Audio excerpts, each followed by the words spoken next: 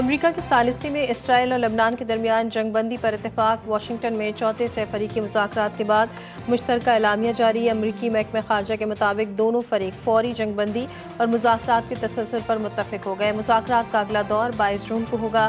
معاہدے کے تحت جنوبی لبنان میں غیر ریاستی مسلح عناصر کی سرگرمیوں پر پابندی عائد کی جائے گی۔ بعض علاقوں میں پائلٹ زونز قائم کیے جائیں گے۔ امریکی حکام کا کہنا ہے کہ حزب اللہ کو حملے روکنے اور کچھ جنوبی علاقوں سے انخلا کی ہدایت دی گئی ہے۔ ایران امریکہ سفارتی رابطوں میں پیش رفت۔ ایرانی خبر رساں ایجنسی فارس کے مطابق اگر دونوں ممالک کے درمیان مفاہمتی یادداشت پر اتفاق ہو جاتا ہے تو اسے 4 مراحل میں نافذ کیا جائے گا۔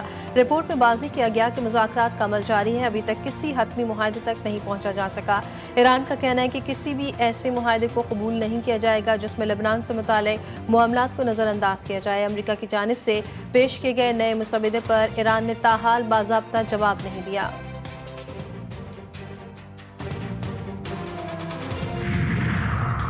امریکی صدر کی ایک وقت میں 2 زبانیں، مذاکرات کی حمایت، ساتھ ایران کی یورینیم تباہ کرنے کی خواہش۔ کہا ممکن ہے کہ ہفتے کے آخر تک اچھی خبر آ جائے، لیکن ہم ہر صورت ایران کا یورینیم حاصل کرنے کے بعد اسے تباہ کر دیں گے۔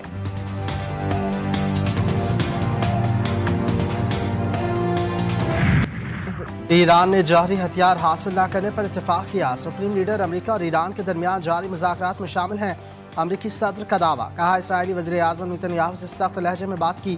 نیتن یاہو کی لبنان کے ساتھ مسلسل لڑائی سے پریشان تھا۔ ٹرمپ نے انٹرویو میں کہا وہ ممکنہ طور پر مستقبل میں کسی مرحلے پر ایرانی سپریم لیڈر سے ملاقات بھی کریں گے۔ ایران کا تنازع ختم ہوگا تو فیول کی قیمتیں کم ہوں گی۔ مستقبل قریب میں فیول کی قیمتوں میں کمی آئے گی۔ ایران سے کہا ہے اب وقت آ گیا ہے کسی نہ کسی طرح معاہدہ کر لیں۔ 47 سال سے ایران جو کر رہا ہے اسے مزید ایسا کرنے کی اجازت نہیں دی جا سکتی۔ خلیج میں جنگی خطرات منڈلانے لگے۔ امریکہ اور ایران کے درمیان براہ راست جوابی کارروائیوں نے فوجی تنصیبات پر حملہ۔ ایرانی حدود میں بوٹسوانا کے پرچم بردار جہاز کو بھی نشانہ بنایا۔ ایران نے بحرین میں موجود امریکی 5th فلیٹ فضائی مراکز پر ڈرونز اور میزائلوں کی برسات کر دی۔ کویت میں امریکی تنصیبات کے ساتھ ساتھ کویت انٹرنیشنل ایئرپورٹ پر بھی میزائل گرے۔ ایئرپورٹ پر ہر طرف تباہی کے مناظر۔ ایئرپورٹ پر ایمرجنسی نافذ۔ سول ایویشن اتھارٹی کے مطابق حملوں میں ایئرپورٹ کے بعض تنصیبات کو نقصان پہنچا۔ پاسداران انقلاب کا کہنا ہے کہ امریکی حملوں کا جواب دینا ناگزیر تھا۔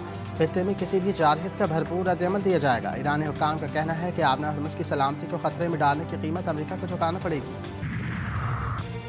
کسی بھی جارحیت کا فوری اور فیصلہ کن جواب دیا جائے گا۔ ایرانی وزیر خارجہ کا واضح اور 2 ٹوک پیغام، کہا ایرانی افواج ان مقامات پر دفاعی کارروائی کر رہی ہے جنہیں امریکہ جنگ بندی کی خلاف ورزی کے لیے استعمال کرتا ہے۔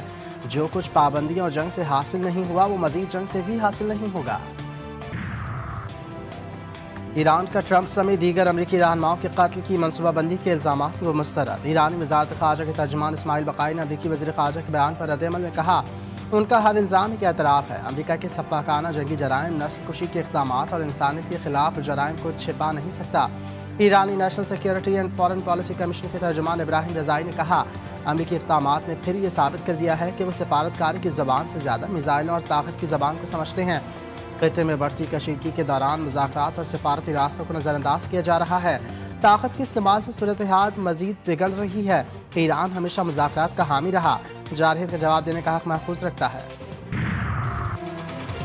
حکومت اور پیپلز پارٹی کے درمیان بجٹ پر ڈیڈ لاک برقرار۔ ذرائع کے مطابق مذاکرات میں کوئی پیش رفت نہ ہو سکی۔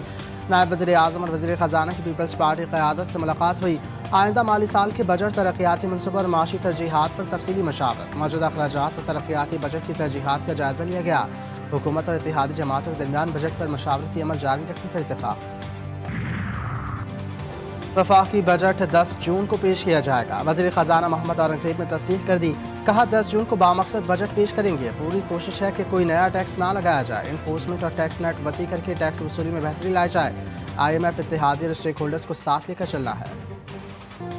وزیر اعظم دیامر بھاشا ڈیم کے لیے شہباز اسپیڈ دکھائیں۔ ہم نے شہباز شریف کو 2 بار حکومت بنائی۔ پاکستان کے لیے دیامر بھاشا ڈیم سے اہم کوئی منصوبہ نہیں۔ چیئرمین پیپلز پارٹی بلاول بھٹو کا دیامر میں جلسے سے خطاب، کہا پچھلے الیکشن میں پی پی نے گلگت بلتستان میں سب سے زیادہ ووٹ حاصل کیے۔ پیپلز پارٹی سے 9 سیٹیں چھینی گئی تھی۔ کچھ سیاسی جماعتوں کی پالیسیاں عوام دشمن ہیں۔ اگر صدر زرداری سی پیک نہ لاتے تو تم کہاں سے اورنج ٹیم بناتے؟ غریب، دشمن، منشور اور نظریے رکھنے والے عناصر کی طرف نہیں دیکھ رہے۔ قیدی نمبر 420 کہتا ہے اس نے کہا تھا ایبسلیوٹلی ناٹ، तुम्हारे एब्सोल्युटली नॉट से पहले एक सदर ने लात मारकर गैर मुल्की अड्डे बनाने का बंद करवाए थे। 18वीं तरमीम के तहत गिलगित बल्तिस्तान को उस हक दिलवाएंगे। गिलगित बल्तिस्तान में हमारी हुकूमत बनी तो दयामर भाषा डैम पर काम मुकम्मल करेंगे। कुछ लोग सिर्फ इंतखाबात के वक्त आते हैं और दावे करके चले जाते हैं। बिलावल भुट्टो हर फैसले में आवाम को पहले रखते हैं। बिलावल भुट्टो हमेशा आवाम के मुस्तकबिल का सोचते हैं। खातून बिलासपुर भुट्टो जरदारी का हुंजा में जलसे से खिताब। कहा जुल्फ़िकार अली भुट्टो शहीद ने आवाम को आवाज़ दी। बेनज़ीर भुट्टो शहीद हुई। बिलावल भुट्टो उनका मिशन आगे बढ़ा रही हैं। इंतखाबात में इलेक्शन कमीशन गिलगित बल्तिस्तान का रवैया ठीक नहीं। पीपल्स पार्टी के तर्जुमान नदीम अफजल चंद ने कहा शफाफ इंतखाबात का इनेकाद chief election commissioner Gilgit Baltistan की जिम्मेदारी है। पंजाब पुलिस की तैनाती पर गिलगित बल्तिस्तान के अवाम को तहफ़्फ़ुज़ात हैं। वज़ीर इत्तलात पंजाब अज़मा बुखारी ने कहा नवाज शरीफ की गिलगित आमद से सियासी मंजरनामा बदल गया। गिलगित की आवाम के दिल नवाज शरीफ के साथ धड़कते हैं। गिलगित बल्तिस्तान में तरक्याती काम सिर्फ नून लीग ने करवाए। हद से ज़्यादा टैक्स का बोझ सहने वाली मुईशत तरक्की करने वाली मुईशत नहीं हो सकती। एमकेएम पाकिस्तान के सीनियर रहनुमा डॉक्टर फारूक सत्तार ने शैडो बजट पेश करते हुए कहा पेट्रोलियम लेवी फिलफौर खत्म की जाए। कराची को सिंध हुकूमत के जरिए नहीं बल्कि NFC से बराह रास्त फंड्स मिलना चाहिए। जमात इस्लामी के मरकजी अमीर हाफिज नईमुर रहमान का कहना है कि बजट अब तो हर माह ही आता है। मुल्क में गुर्बत मुसलसल बढ़ रही है। हुकूमती रिपोर्ट के मुताबिक गुर्बत में 33% इजाफा हुआ। गरीब आवाम से हर चीज़ पर टैक्स लिया जा रहा है। और under 18 Asia junior hockey championship Pakistan ने बांग्लादेश को शिकस्त देकर सेमीफाइनल के लिए क्वालिफाई कर लिया।